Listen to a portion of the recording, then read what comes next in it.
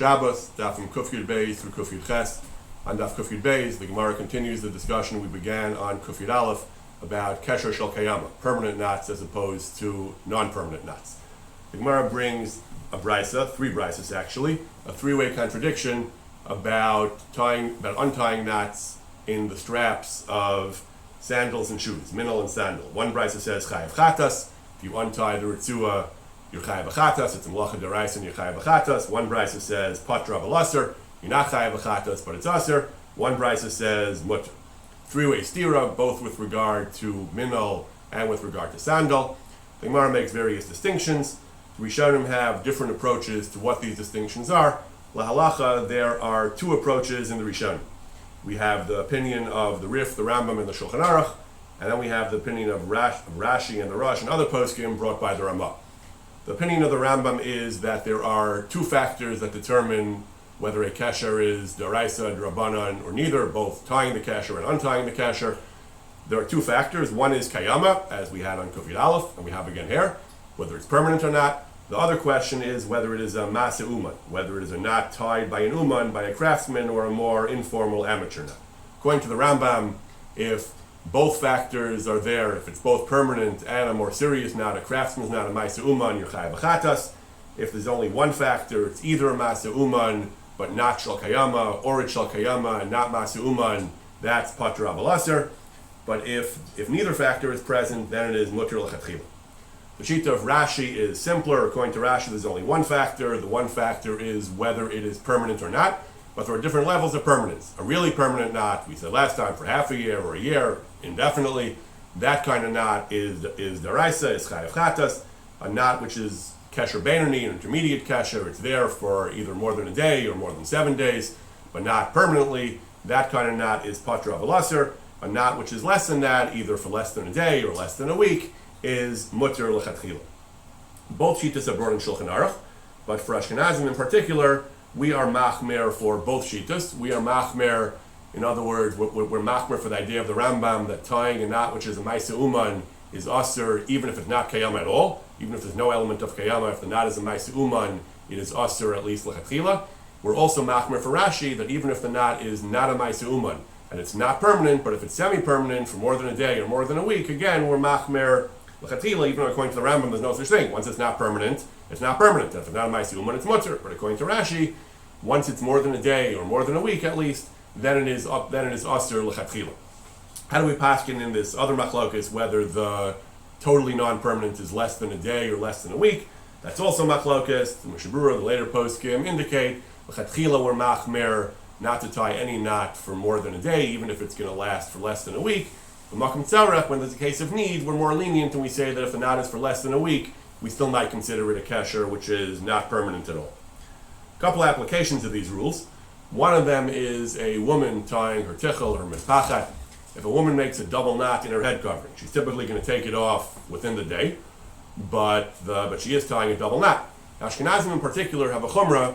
We're stringent that any double knot we consider a ma'aseh uman. We don't have an exact definition of what a craftsman's knot is, what a ma'aseh uman is. The Ramah brings an opinion of the Shultei Gibarim that we're stringent that any double knot is potentially a ma'aseh uman. So any double knot is aser. Again, based on the Rambam, even if it's less than 24 hours, if it's a ma'aseh uman and we're choshesh, a double knot is a ma'aseh uman, you can't tie that even if you're going to take it out in a few hours. So tying a tichel in a double knot might be a problem. Some poskim are indeed stringent about this, but many poskim are lenient. Poskim argue, first of all, some poskim say that we're only machmer about double knots if we're going to tie it for more than 24 hours. It's not clear really that a double knot is really a ma'aseh uman to begin with. So some poskim say we're only stringent when it's also more than 24 hours. Less than 24 hours, we're not really so concerned about double knots. If that would be true, you could even tie your shoelaces in a double knot if you wanted to, as long as it's less than 24 hours. We're not lenient about that in and of itself, generally, but that's one basis for leniency. And furthermore, perhaps the major basis for leniency on a mitpachat is that you don't tie it that tightly. All this discussion about kayama and ma'aseh uman is when it's a pretty serious, pretty tightly tied knot. The knot that you tie in the head covering is not typically tied that tightly to begin with.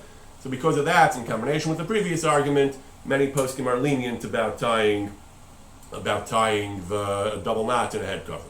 We should mention also that some poskim, Sfardim in particular, following a comment to the Chidah, don't accept this chumrah of tying double knots at all. They say that the minhag is not like that, there's no real basis for it, and they don't necessarily consider double knots ma'aseh to begin with. But even for Ashkenazim, when it comes to tichels, many poskim are lenient. Good for the goose and good for the gander. Men have the issue too with neckties. The question is, can a man tie a necktie on Shabbos? So a necktie is not necessarily a double knot, but there is a problem that the poskim explain, the Ramah brings, that are not tied in a single rope at the end of the rope or in the middle of the rope. That knot is tied tight. That has a din of a double knot. When we say a single knot, it's not a double knot, is okay. That just means you take two ends of a rope, tie it around the package, let's say, and tie it in a single knot. That's not so tight. That just comes out right away. So that's not a real knot. A double knot is tighter. But a knot that's tied, the rope is tied to itself without anything in between, that ties tightly. So poskim wonder if neckties would be a problem too. Even if it's a single knot, perhaps neckties are a problem. Neckties are more than a single knot. It's a single knot, and then loops and bows and whatnot. There are dozens of ways to tie a necktie. So some poskim distinguish between whether the necktie is intended to be untied within 24 hours, which for most people it probably is, as opposed to the case of a person who ties his necktie and leaves it for more than 24 hours. He just loosens it and slips it off and then slips it back on and tightens it, but leaves it tied for long periods of time. Some poskim are lenient as long as you plan to untie it within 24 hours, and are more stringent if you leave it for more than 24 hours. Other poskim distinguish between what type of knot you're making. There are dozens of ways to tie a necktie. In some types of knots, like the four in hand, if you pull the narrow end out, the smaller end out, the rest of it just unravels. That's more like a bow or a slip knot. That's not like a real knot as much. But on the other hand, if you have things like the full Windsor or other knots where if you pull that part out, you just end up with a single knot in the middle of the tie, that could be more like a solid knot, like a double knot. So there are some poskim that say that in the case of the four in hand, where it can be pulled out entirely by pulling out the loose end, that's okay. That's not a ma'aseh uman at all, and that you can tie. That you can tie even if you tie it forever. That's not a knot at all. That's just like a slip knot, which is not considered a knot at all. But in the Windsor, where it is going to be tied, some say that you can still tie it, presumably because of the same thing we said about the tichel. It's not tied that tight. You don't want to choke yourself. Others say you can only do it if you plan on untying it within 24 hours. Our Shabbas is more stringent. He says the four in hand itself is only okay if you plan on untying it within 24 hours. And the Windsor, you certainly can't tie for more than 24. He's not sure you can tie it even for less than 24 hours. Maybe you can be lenient because, like the tichel, that you don't really tie the tie so tightly. So there are all kinds of different opinions as to whether neckties can be tied for more than 24 hours, or whether the more knotty types of knots, like the Windsor, certainly if it's less than 24 hours and you're tying one of the knots that are really just slip knots that come out easily, when you pull one out, that almost all poskim seem to be lenient. The Gemara in Kuf Yud Gimel, that's where the Gemara actually discusses the questions of aniva, of bows, and other types of non-knot knots. The Gemara brings a discussion about aniva. The Gemara brings the Halachos of the Chacham and Rabbi Yehuda. The Gemara says, Rabbi Yehuda says aniva gufa is kshira. It is kshira. The Chacham say that aniva is not a kesher and we're not gozer. We pass like the Chacham, aniva is not considered a kesher, and therefore it is mutter. The Ramah brings from the Agar an even greater leniency, that even if you tie a single knot first, like when you tie your shoes, first you tie a single knot, then you tie an aniva bow on top of the knot, that's considered aniva too, and that is mutter. That's why we tie our shoes on Shabbos, even though we're making a knot and then a bow on top. That's aniva al gavei kesher, we are lenient. However, the Mishnah brings from the poskim, we're only lenient if you plan on untying it within 24 hours, bo bayom. Otherwise, we are more strict. Otherwise, we're more strict. So shoelaces are okay as long as you plan on untying your shoes within 24 hours. If you're the kind of person who leaves your shoe on and just slips them on and off and leaves the knot in for a week or more, that is a more serious problem. Rabbi Yirmiyahu Kaganoff discusses tying bags on Shabbos. You tie a plastic bag. If you just tie the two handles into a single knot and leave it like that, that's fine. That's a single knot. That's mutter. That's mutter. Certainly, if it is less than 24 hours.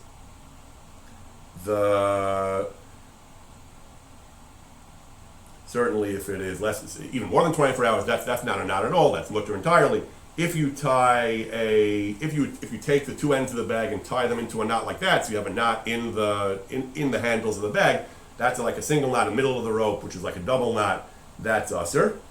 And even to tie it like a shoelace, to tie a knot and then a bow on top of the bag, that's usher because, again, we're stringent about that if it's more than 24 hours. So, again, a single knot without anything, which is completely unstable, is mutter even more than 24 hours. But a knot followed by a bow would be usher if it's more than 24 hours. If you want to do it, you can do the single knot and just leave it like that. If that's good enough for you, you can do that. However, Rabbi Kaganov says you cannot then take the ends of the bag handles and tuck them in under the knot to make it more secure. That would be considered more than a single knot. It will be usher if it's more than 24 hours. Or Shabbos brings some poskim more lenient who says that even if it's only a single knot and not really a bow, even if you tuck the things in, that's still okay. Rabbi Kaganov is stringent about this. Or Shabbos himself brings opinions both ways. Or a slip knot. Slip knot is also considered a bow, and that's also mutter.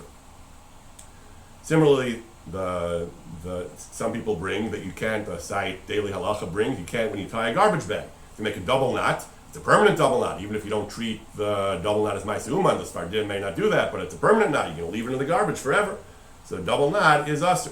There are actually poskim, or Shabbos brings, some poskim say that when you throw out a bag, when you throw out a garbage bag, that's not actually called kesher shel kayama because you don't really need it for more than 5 minutes until it goes into the garbage. After that, you don't care what happens to it. If you actually don't care. Even though it will be permanent, but you don't care if it's permanent. So some poskim, Dr. Shabbos brings a debate about that, whether that is called a permanent knot or not. Some people might actually prefer that the knot remains in the bag, so maybe animals won't get into it or it won't spill out when the garbage men empty it into the truck. So if you do want the knot to remain for a while, then certainly it would be kayama. But if you don't, then there's some debate whether such a knot would be called kayama or not. Either way, we Ashkenazim, we're machmer not to make a double knot, even if it's not kayama. So anyway, you should not be making a double knot in the garbage bag on Shabbos. The Mishnah talks about folding clothing. The Mishnah says you're allowed to fold clothing. However, the Gemara adds a whole bunch of conditions which are typically not met. Only new kalim and only white kalim and only someone who has no other change of clothing. In practice, the halacha emerges from the Gemara that you're not generally allowed to fold clothing on Shabbos. It's a form of getting out the wrinkles. The Mishnah Berurah says that some poskim say it's a form of tikkun. It's like you're fixing the clothing. Other poskim say it's tircha. You're not supposed to exert yourself on Shabbos more than necessary. But generally speaking, you're not allowed to fold clothing on Shabbos. However, the Shulchan Aruch brings an opinion that if you don't fold it on its original proper folds, then it is always mutter, and the Shulchan Aruch says, Nirin Vara. Shulchan Aruch seems to pass like a lenient view. You can fold it as long as you don't fold it on its original folds. The Mishnah Berurah brings that even though many Acharonim do rule this way as a matter of halacha, but there is basis for stringency. It brings a Makta Shekel that not everyone agrees, and there is basis for stringency not to fold it, even if you're not folding it on the original folds. This is an issue on Shabbos, particularly for the talis. Person takes off his talis after Shachris, so you shouldn't be allowed to fold it. Certainly not on its original fold, and there's basis for stringency even to fold it on other folds. So in the poskim, even to make new folds, there's basis for stringency.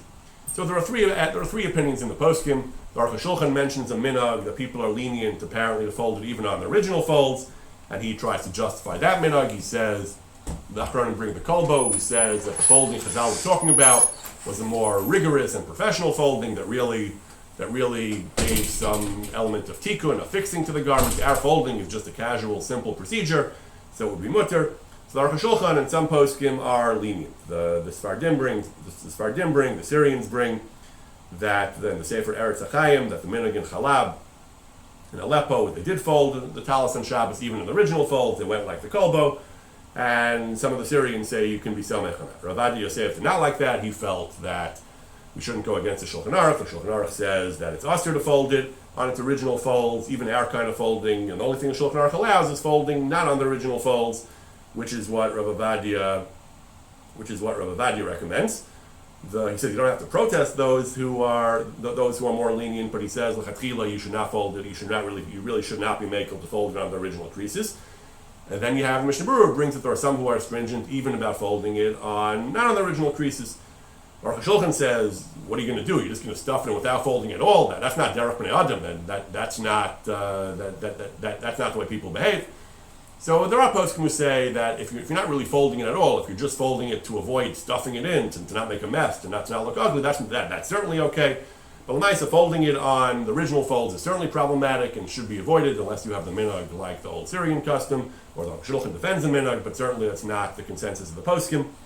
Folding it not on the original folds is mutter according to most poskim, but there is room for stringency, and some people are stringent not to fold it at all, but even according to that opinion, there are still some who are lenient to just put it end over end, to put it in somewhat neatly, not careful folding. That, some say, is mutter according to everyone. Daf Kuf Yudalad, the Gemara talks about knivas yara, chopping or dicing vegetables. The Gemara discusses whether it's mutter on Shabbos, and Kippur that falls out on Shabbos. So the Tosfos infers from the Gemara seems to indicate that it's not really a malacha of Shabbos, that the real malacha, like cutting something off that's growing, would be tolesh, but just chopping an already detached vegetable would not be a malacha. Tosfos infers that from this Gemara that dicing vegetables is not a malacha. Tosfos says, but in other places the Gemara indicates that chopping or dicing vegetables is a malacha. It's the malacha of tochen. It's a form of grinding. Grinding is not just in an actual grinder, but dicing is also a form of grinding. So Tosfos says it depends how small the pieces are. If the Gemara that says you are chayav for tochen is if you do it into small pieces, dakos ma'od, very small pieces. And our Gemara that indicates that it's not tochen is if you cut it into large pieces, tichos gedolos. Tosfos repeats that twice in our sugya, in different points in the sugya, that this is his conclusion. This is their conclusion, that dicing vegetables into what he calls very small pieces, what he calls dakos ma'od, very small pieces, is chayav as tochen. Cutting it into large pieces is not tochen. This is how we paskin in the Shulchan Aruch. The Shulchan Aruch says if you cut vegetables dak into very small pieces, that's tochen. However, the Bir Halacha warns you, even though it seems clear from the Shulchan Aruch that cutting into large pieces is not tochen, like Tosfos. However, he brings from the Sefer Yereim that we don't really know what this definition of large or small pieces is. That we don't know how big. Well, where's the cutoff? Therefore, he says, in general, you should not rely on doing tochen and Shabbos by saying these are large pieces. Who knows if they're really large enough? That's why he brings, the Beis Yosef talks about preparing a salad on Shabbos. The Beis Yosef says you should rely on a dual heter, that it should be right before the meal, where some poskim say that's mutter, tochen doesn't apply right before the meal, just like borer, selecting doesn't apply right before the meal. Some say tochen doesn't apply, and you should make the pieces gedolim b'miktzas, make them not so small. Both together, the Beis Yosef is lenient. Either one by itself, you should not be lenient. Right before the meal, the poskim say that even though there are some who are lenient to rely on that by itself, you shouldn't be samech on that by itself. To rely on small pieces, the Bir Halacha explains that you shouldn't rely on that by itself either. Both together, when it's right before the meal, and in your estimation, they're small pieces, at your estimation, they're not such small pieces, they're a little bit larger than small pieces, then if it's also before the meal, you can be lenient. And poskim struggle with trying to define what is very small pieces. Rav Simcha Bonim Cohen in the Shabbos Kitchen brings you should avoid cutting any food matter into pieces generally considered by people to be very small, even if they could still be smaller, but if people would say these are very small, that's too small. Onion, salad vegetables, don't slice it into what people would call very small pieces. Again, if the pieces are slightly larger, the Mishnah Berurah says you should still be very careful, but if it's before the meal, then we're lenient. So that's how the Mishnah Berurah comes out. He says that even he brings the Beis Yosef, even someone who's cutting salad for immediate use should also make them gedolim ktsas. But again, the implications, you shouldn't rely on either one of those. Either gedolim ktsas by itself is still problematic because who knows if it's really big enough. Right before the meal is also not so clear because that's a dubious heter. But both together, we can be lenient. If someone cuts them very small, you don't have to protest because some posts can say that right before the meal is a heter by itself, regardless of the size of the pieces. But l'chatchila, a person should endeavor to make sure that they're not really small, and even then, he should only do that right before the meal. We discussed in the context of Malacha Borer what's considered right before the meal. Daf Kuf Tesvav, Perik of Kol Kisvei, the Gemara discusses at length, the Mishnayos, the Gemara, the rules of what you can save from a dleika, from a conflagration on Shabbos. They allowed you in certain cases to do even certain malachas, drabanan, to avoid the bizaya and the disgrace to the Kisvei HaKodesh. So the Mishnah says that you're allowed to save Kisvei HaKodesh, and they need geniza. This word geniza, this is the source of what we call shemus, the idea that when we have Kisvei HaKodesh that we no longer need, we don't just throw them away, we place them in geniza Today we say we place them in Shemus, we bury them in a proper and respectful way. Rashi says you can't just leave it Makom Hefker in a place where they'll be treated disrespectfully. You have to place them in, you have to be gones them, you have to bury them. That's what we paskin. It applies to Kisvei HaKodesh Kulam. It applies both to the books of Torah themselves, Tanakh, and the commentaries. Pirushen and Berein, the Rambam says, all of them are, you're not allowed to burn, you're not allowed to destroy. Midrabanan, Midaraisa, there's a prohibition against erasing the name of Hashem. Midrabanan, you can't destroy any Kisvei HaKodesh. The Paskin and Shulchan Aruch, you can't throw away Kisvei HaKodesh, not just Tanakh, even Halachos and Haggadahs, Gemaras, and things like that. You can't just throw away, they have to be buried properly. They need Geniza. There is, the Mishmur brings, all Sfarim need Geniza. And, right. There is tremendous debate, though, tremendous discussion among the later poskim about the parameters of this. Some of the major modern debates have to do with newspapers, particularly Jewish newspapers and magazines. They're not Torah books, but they do have a lot of columns of Divrei Torah in them.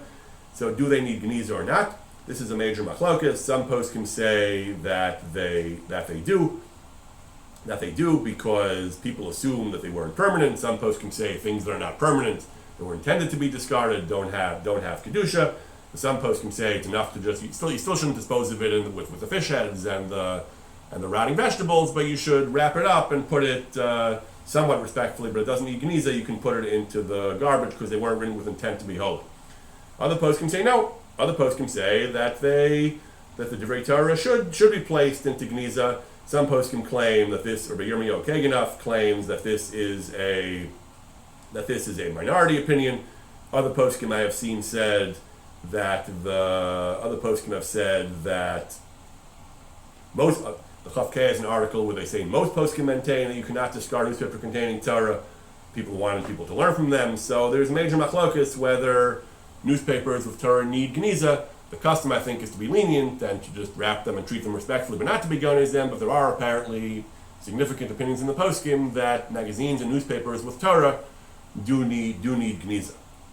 Another question has to do with the parsha sheets and photocopies you make of Svarim, handouts for shiurim, the parsha sheets in the shuls that the kids come home with. So some commentaries assume that some authorities assume these are the same as Svarim. For example, Ramosha Heinemann in the Star Cave Shemus guidelines, he says Svarim, handwritten, printed, photocopied, downloaded and printed, all need Geniza. Parsha papers, test papers, Mudei Kodesh homework and notes are all Shemus if they fall into any of the above categories, meaning that they have Svarim or quotes from Tanakh or Chazal and Rishonim and Achronim, so that they would need Geniza. Rabbi David Rosenbaum of the Young Israel, he distinguishes, he says photocopies of Svarim, of Svarim, Chumashim, Nevi'im, Gemaras, Perushim, do need Geniza. However, if they're not photocopies of the Sefer, even if they are parsha sheets or schoolwork or printouts for shiurim, if they're not photocopies of actual Svarim, they should be respectfully disposed of, double bag it, paper recycling, don't put it with the fish heads and the rotten vegetables, but he says they do not need Geniza. I don't fully understand the distinction between photocopies of Svarim and non-photocopies of Divrei Torah, but that's the distinction he makes. A third controversial question is Shemus itself. Shemus literally means names of Hashem. Names of Hashem, certainly the kind you would find in a Chumash or Tanakh, certainly need Geniza. The question is, what about the names of Hashem? What about the names of Hashem in other languages? Like God, if you write G-O-D or Got in Yiddish, Gimel Aleph Tes, do those need Geniza? So again, Rabbi Rosenbaum, his guidance is that the word God, even without a hyphen, apparently does not need Geniza. But there are other poskim who say that it should be placed in Shemus. For the kosher spirit that they bring that if you write it with a hyphen it's okay, but if you write it without a hyphen. But if you write it without a hyphen, it should be placed in Shemus. Similarly, there are other opinions also, I think, that indicate that writing that there are other sources in halacha that the Shem Hashem b'lashon laz in a foreign language is considered the Shem Hashem, and therefore there might be an issue requiring it to be put in Shemus. Daf Kuf Zayin, the Gemara continues talking about what you can save from a conflagration. The Gemara says if you have works of Torah written by minim, sectarians, idol worshippers, you don't save them from a dleika. On the contrary, you nisrafin b'makoma and hein v'askarasein, allow them to be burned, and the Gemara goes on, you should burn them, and we pass in Shulchan Aruch that apikorsim, those who are adukim b'avodas chachavim, they're deeply entrenched in their idol worship, mumrim b'avodas chachavim, those who have shmatted and have converted to idolatry, if they write Kisvei HaKodesh, you don't save them on Shabbos, and even during the week, you burn them. They don't treat them as ordinary shemas. You burn them, including the names of Hashem. You find a Bible written by the Minin or the Apikursim, you burn it.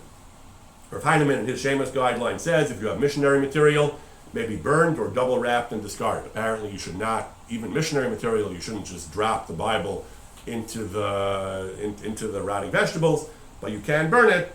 Other posts can also talk about how burning it can actually be not as much a bizayon as throwing it into the fish heads or double wrap it and discard it. Doesn't have the status of shemus. The Chafkes guidance says that some say you can burn it and you shouldn't keep it, but others say you should put it in shemus. That a book of the missionaries, some say apparently that it should actually be placed in shemus.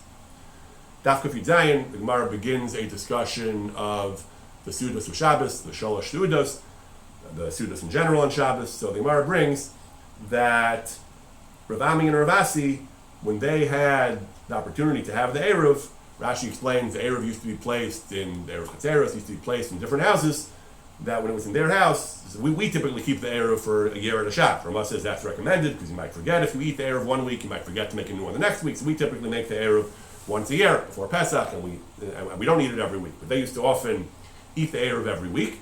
Rav Ami and Rav Asi, when they had the chance to have the Eruv, the Gemara says, they would use it for their Suda Shabbos. They would make the bracha of hamotzi on it. They said, this bread, since one mitzvah has been done with it already, the mitzvah of Eruv, make a bracha on Eruv, we make another mitzvah, the mitzvah of eating bread on Shabbos. And we make hamotzi on it, make hamotzi on that bread. And that's brought in Shulchan Aruch. The Ramah brings that it's a good idea to use that bread for the Suda of Shabbos in the morning. Why not at night? Mr. Brewer says at night would work too, except that sometimes you make early Shabbos and you eat the Eruv bread. You can eat the bread before Shabbos starts. The Eruv has to be intact when Shabbos begins. So if you're making early Shabbos, you can't eat the Eruv at night, but by Shabbos morning, you can certainly eat it without any consequences. The Eruv can be eaten on Shabbos as long as it was intact when Shabbos began. The Eruv is valid for that entire Shabbos. This idea, the Gemara says that since one mitzvah was done with it, you should do another mitzvah. This is brought by the poskim in various other contexts as well. One, actually two, invocations to this principle are brought in Hilchos Pesach. The Achronim bring that some would burn the chametz using the leftover arava, the hoshana. Not sure why the hoshanas as opposed to the lulav or the aravas from the lulav, but some would use those aravas to burn the chametz because they would say, since one mitzvah was done with it, let's do another mitzvah, the mitzvah of burning chametz. Some would actually use it for baking matzahs. They would throw the aravas, the aravas of the lulav, they would throw them into the matzah baking oven to do that mitzvah, the mitzvah of baking matzahs. So the Achronim bring these applications, and there are others, of the principle of once you've done one mitzvah, we should do another mitzvah with the same object. The Gemara says, how many sudos is a person obligated to eat on Shabbos? The answer is machlokes. One opinion says 3, one opinion says 4. The halacha paskins like the view of 3. That's what we call shalosh sudos. Somehow the shalosh sudos, we often talk about the seuda shlishis. The third one has a special name, seuda shlishis, and that has the corrupted form of shalosh sudos. But this is the Gemara. The Gemara says it's a mitzvah to eat 3 meals on Shabbos. The Gemara explains both opinions, the one who says 3 and the one who says 4, they both derive their opinions from the same pasuk. It says about the man, Vayomer Moshe achlu hayom, eat the man today, ki Shabbos hayom l'Hashem hayom lo simtzu basada. It says the word hayom 3 times. Achlu hayom, Shabbos hayom l'Hashem hayom lo simtzu. So the Rav Chidkiyahu says 4.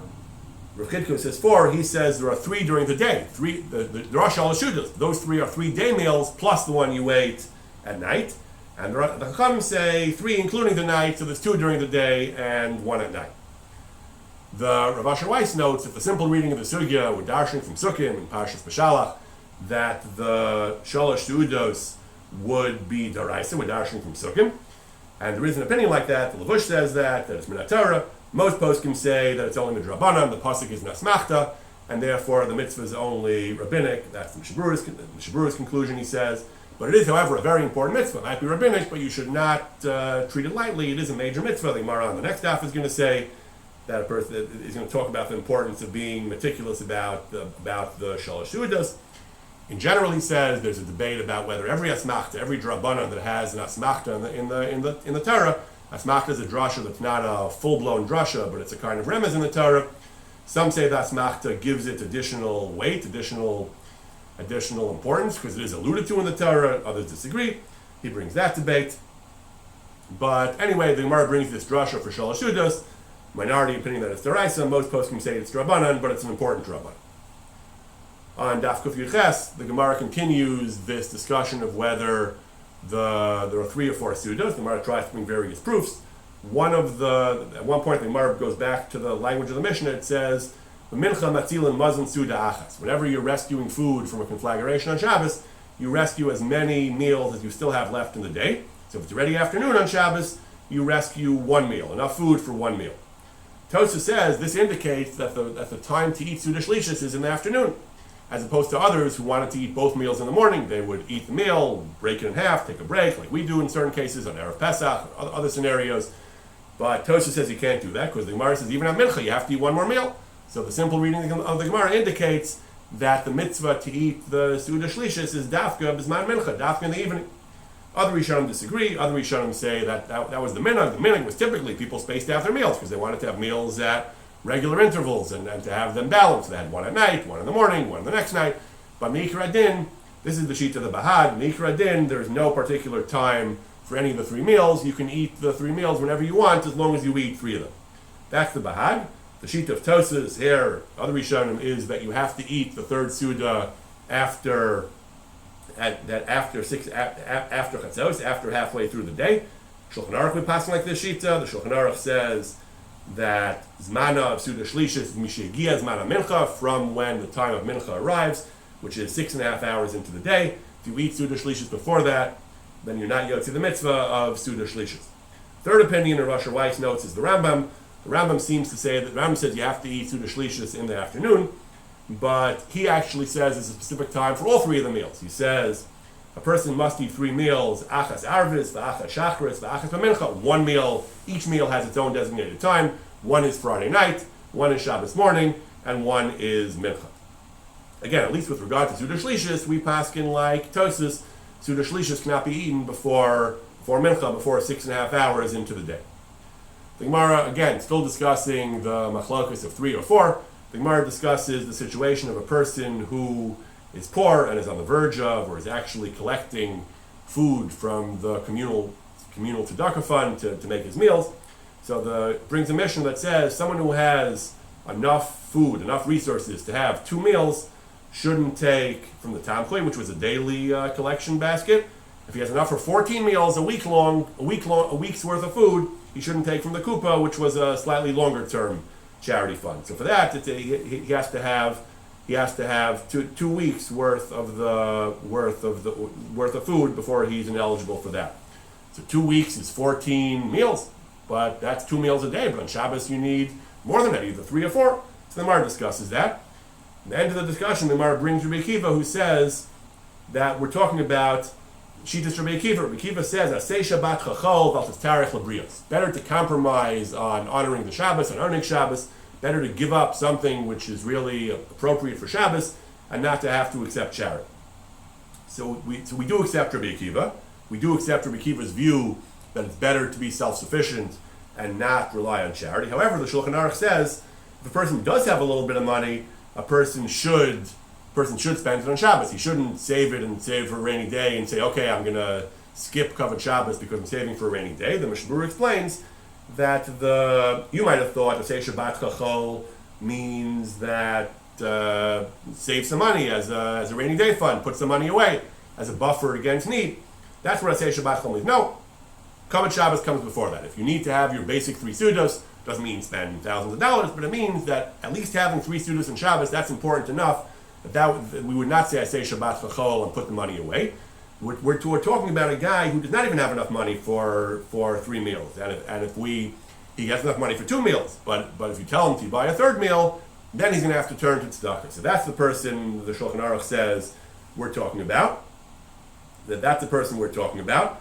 That if he's dechukah b'yoser, then he's going to if he's dechukah b'yoser, such a person should skimp on Kavod Shabbos rather than have to accept tzedakah. The Mishnah Berurah explains, though, that this also doesn't apply to someone who's so poor he's already taking charity. If he's already taking charity, he should take a little more charity to have, assuming he can get it, he should take a little more charity, enough to have Suda Shlishis. And the Gabayim, the officials in charge of the charity fund, should give him enough for Suda Shlishis. It just means, if that's going to be the make it or break it, he can afford to be self-sufficient without spending money on Suda Shlishis. But if you make him spend money on Suda Shlishis, he'll have to take tzedakah. That's the person we're talking about. Asay Shabbat Chachol, such a person, if it's going to mean the difference between being completely self-sufficient and between having to take charity, then we say Asay Shabbat Chachol and Val Tzarech Labrios, that it's better to skip Suda Shlishis and be self-sufficient than to take charity money and be able to fulfill the mitzvah of Suda Shlishis.